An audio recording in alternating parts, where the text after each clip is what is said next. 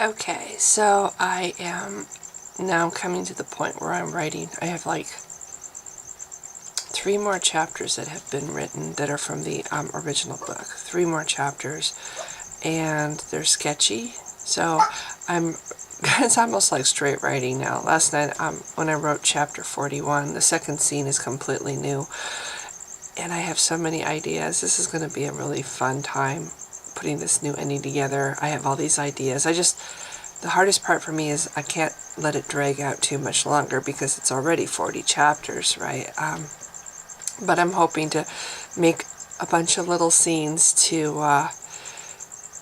make it a really awesome ending.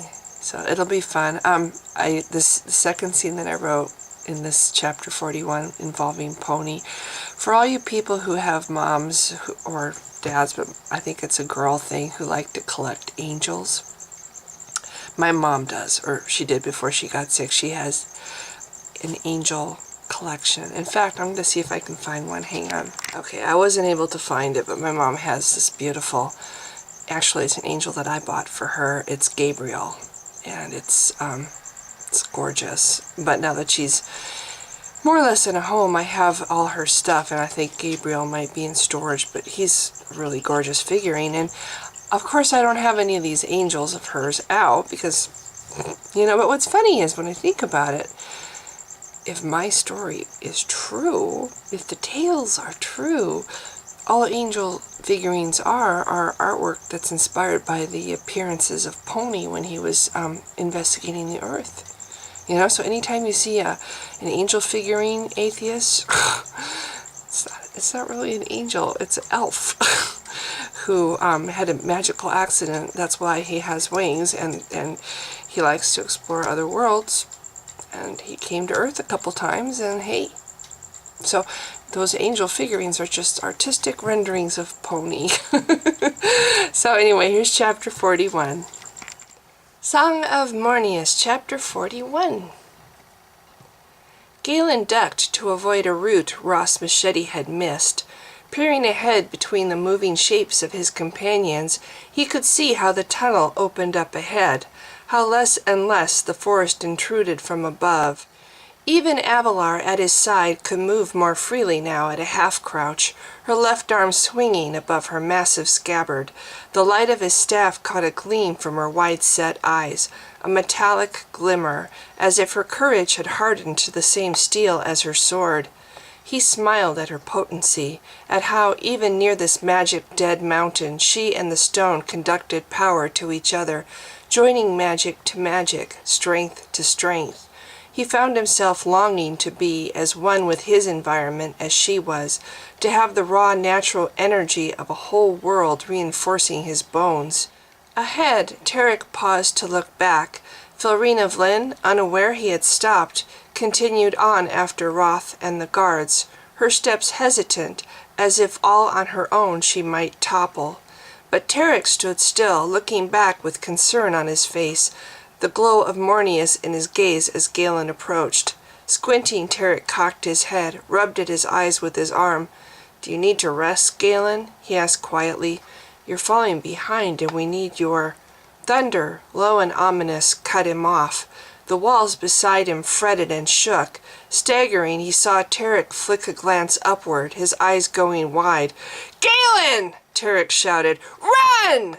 Galen sprinted forward and then fell, landing hard on his chest as the floor bucked to meet him. He grabbed at what should have been stable rock, felt splintering convulsions instead. With a deafening roar, the ceiling collapsed. Dirt and boulders slammed to the floor. Again the tunnel writhed. Shifting onto his knees, Galen covered his head. He stared through his fingers at a blur of swift gray motion, a hail of more rocks crashing down. Vaguely he knew when Avalar pressed him flat to his stomach, covered his body with the protection of her own. Huddled in a knot of fear, Galen closed his eyes. With his senses he reached for his staff, and for Halram buried within him. He felt Avalar flinch, her muscles spasm as his magic raised a shield around them both. Then she settled. Gently she scooted him downward, positioning his head between her arms. She trusted his magic, a part of him realized, more than she should. Dust choked the air. As the last rocks fell skittering across the floor, Galen dropped his power. No longer could he hear Tarek's shouts or Filrena Vlin's frantic screams. Leaning forward, he pressed his forehead shakily against the pulse in Avalar's wrist. He remembered when she had rushed to save him, had carried him through the darkened wood above Tyrdawn. He recalled how safe he had felt then, how he fell asleep in her strong arms. He felt the same now. Climbing to her feet, Avalar stood tall and undaunted, her bleeding forehead streaked with dirt. With a silent glare, she studied the cave-in, scrutinized it through the swirling dust. In both directions they were trapped, sealed off by whole granite slabs of mountain. Galen reeled to his feet, catching at her waist as the tunnel quivered. Dirt pelted his head. Then Avalar seized his arm. Coughing, she drew him close. "Tarek!" Galen shouted. Galvanized by sudden fear for his friend, he tore from her grasp, dropped his staff, and threw himself at the rocks, pulling against them with all his strength. "We are trapped," said Avalar behind him. She moved to his side as the ground trembled into submission. Galen calmed down. "What if he's dead?" cried Galen. "Tarek!" he yelled again. Straining for air, Galen heaved rocks from the pile, all the rocks he could manage with his two mortal hands, his two weak and puny human hands. In dismay, he found himself staring at them, at the fragile bones beneath skin that aged even as he watched, at the faint blue veins and pulsing blood within that was the only thing keeping him from death. Horam raged from inside him. He could clear this passage with a thought, yet by doing so he would kill them all, bring the whole mountain down. Warmth softened his muscles, soothed away his animal panic. "I am Horam," he whispered. "This cannot harm me." "But it can harm Galen," Avalar said crossly from beside him. "Come, already the air is scanty. You are wasting it by working so hard. Come, sit now and be quiet. You must try." To Galen's amazement, she lowered herself to the moisture and dust combining on the tunnel's floor. Sitting cross-legged, she gestured with her arm. "Come and relax a moment. Sit and rest with me." He did as she bid. She compelled him. Something about her tore him away from Horam's scrutiny of himself. Maybe it was the power of her stare, the knowledge of what she was and how long her people had dwelled in these tunnels. Through her memories, she had wisdom he did not, understanding he lacked. She touched his arm. For a long moment they stared at each other, Mornius flashing on the floor between them. "I am a giant," Avalar breathed softly, but not to him. "A vessel for the magic. It cannot let me die, for if I die, it dies." Through her nostrils she inhaled slowly. Then she reached out, catching Galen's right hand with her fingers, holding it hard. "I remember the cliff," she said, and her eyes seemed to focus through him. "You could not help, and I could not help. So came the wind from the mountain to help. For I am the magic, my blood and my bones, my strength and endurance. It takes but also gives, flowing together like a river, merging, protecting." Galen stared at the giant. She rocked where she sat, gazing back without sight. "Smaller breaths, Galen," Avalar said softly. He obeyed, his chest aching with every inhalation he took. Closing his eyes, he strove to sip at the air instead, until the cavern was whirling around his head, so very much he ached to lie down and sleep. Yet still she gripped him, and the pain of her crushing hold on his hand kept him awake, his head up, eyes open and staring, even as they lost their focus. "Maybe Tarek will take us out," he whispered, stretching out an arm to brace himself against the floor, hold himself upright. "Shh," she breathed. "Be silent." Avalar, too, was taking little sips, he noticed. Her face gleamed with sweat. It was more than just the light from his staff that made her lips look blue. "I cannot breathe," Avalar whispered to the stone. "Soon this flesh will perish. Giant flesh, which anchors the world." her eyes squeezed shut as she let her head droop. I shall die. Avalar? Shivering, Galen reached for his staff. His mouth gaped open, the muscles in his diaphragm straining hard for air, yet finding nothing. Help me! I am dying! Avalar thundered. Her head was tipped back now, eyes staring at the ceiling above their heads. Vaguely, Galen sensed explosions behind his head, the popping sounds splinter sharp, a rapid crackle and snap of stone. He cringed. Shards of granite flew in all directions, striking his back. Curling into a ball between the protection of his knees and arms, he rocked forward against Avalar's stomach. She held him close. Hunching over, Avalar cradled his head in her lap, his shoulders and upper back. Her skin was tougher, he told himself, thicker. She could repel the flying rocks, the air filling up with cutting, stabbing shards like little knives.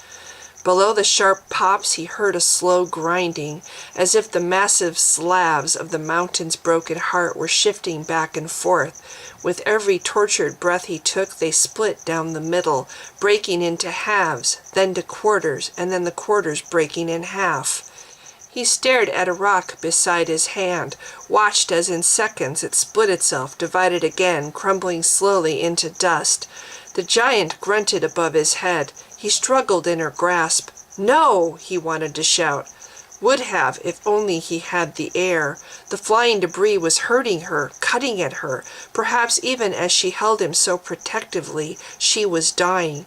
It cannot let me die, she growled above his head, as if reading his thoughts. Galen, hold. He heard shouts, voices tinged with disbelief. A breeze touched his cheek. He gulped at the air, gobbling it up hungrily like a mindless, starved creature. As Avalar straightened above him, he lifted his head. Dust choked the tunnel, swirling in patterns of white and gray through Mornius's blue light.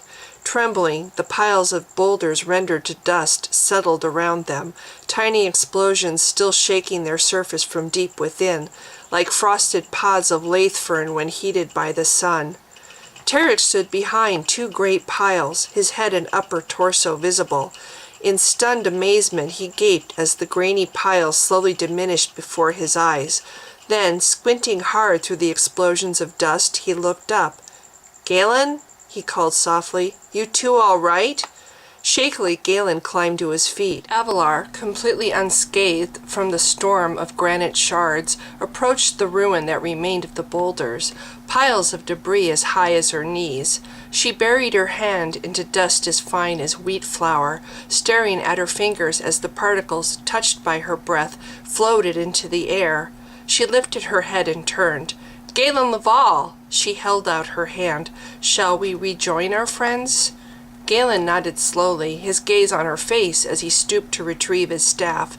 Even still, he heard low snapping sounds from deep within the walls, the boulders pulverizing themselves slowly. Once again her magic had answered her need when nothing else could.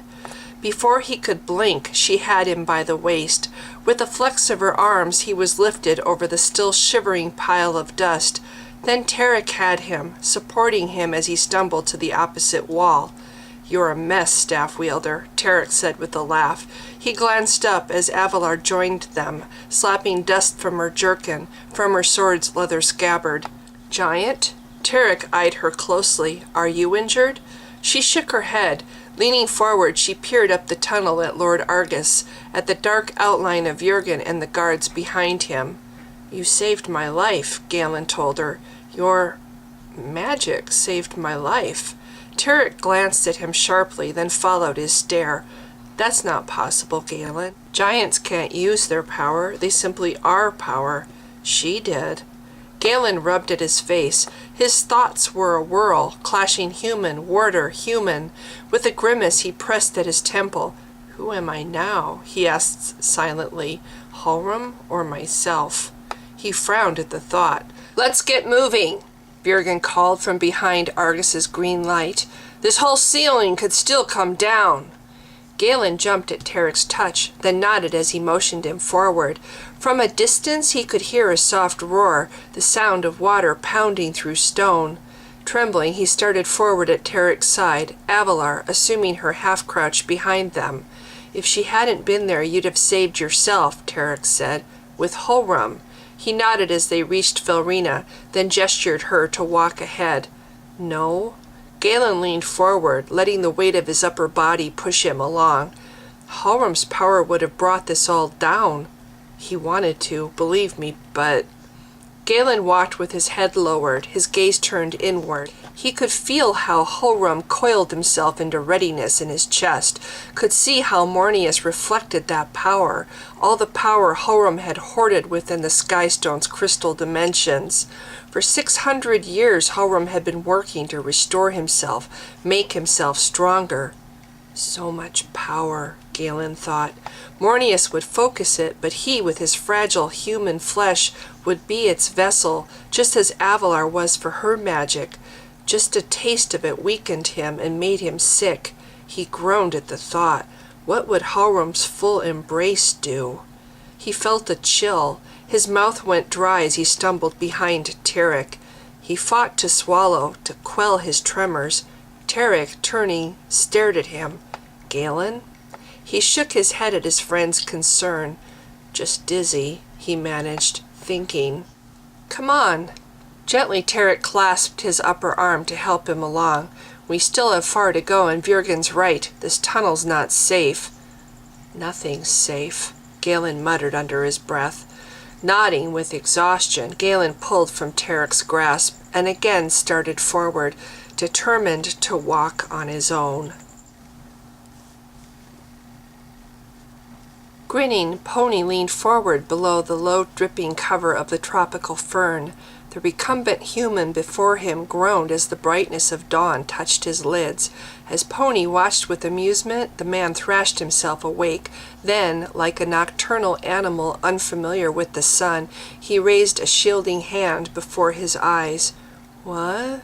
The man paused, his squinting brown eyes blinking hard to focus through the dawn's white glare.